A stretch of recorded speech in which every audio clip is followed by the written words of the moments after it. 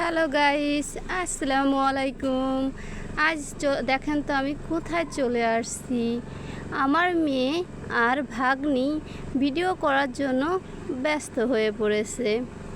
আমি আর আমার মেয়ে চট্টগ্রাম তার ফুপির বাসায় বেড়াতে আসছি। এখন মেয়ে বায়না ধরছে সে পাহাড়ে ঘুরতে যাবে। তার ফুপির বাসার পাশে একটি পাহাড় আছে, তাই কী করব, মেয়ের বায়না তো রাখতেই হবে। তাই চলে আসলাম পাহাড়ে ঘোরার জন্য।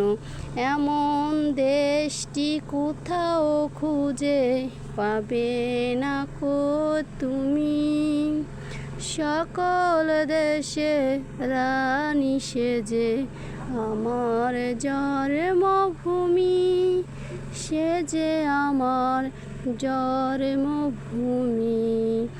হ্যালো গাইস, এই তো দেখেন কত সুন্দর দৃশ্য।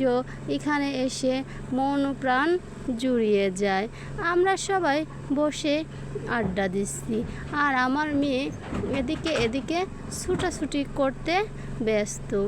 আর আমরা প্রকৃতির দৃশ্যটা উপভোগ করছি। কি সুন্দর দৃশ্য দেখছেন।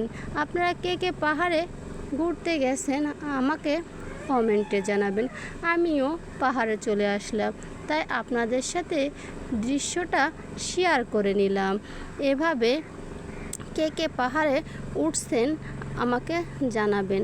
আমিও কিন্তু আগেও পাহাড়ে আসছি। আর এই দেখেন আমার মেয়ে তো ছুটাছুটি করতেই ব্যস্ত। আর দেখেন আমি কতটা উঁচুতে দাঁড়িয়ে রয়েছি। আর পাহাড়ে দেখেন কত সুন্দর বাতাস, গাছে ফুল ফুটছে। এভাবে দেখতে কত সুন্দর লাগছে। এমন প্রকৃতি সৌন্দর্য উপভোগ করে মনপ্রাণ জুড়িয়ে যায়। আপনারাও চাইলে কিন্তু পাহাড়ে যেতে পারেন। আমিও তো চলে আসলাম, আপনাদের সাথে ভিডিওটি শেয়ার করে নিলাম। এই দেখেন পশ্চিম দিকে সূর্য অস্তে গেছে। মনে হচ্ছে সূর্যটা আমি ধরতে পারবো, কিন্তু সূর্য কি কখনো ধরা যায়? যায় না। আমি মজা করলাম।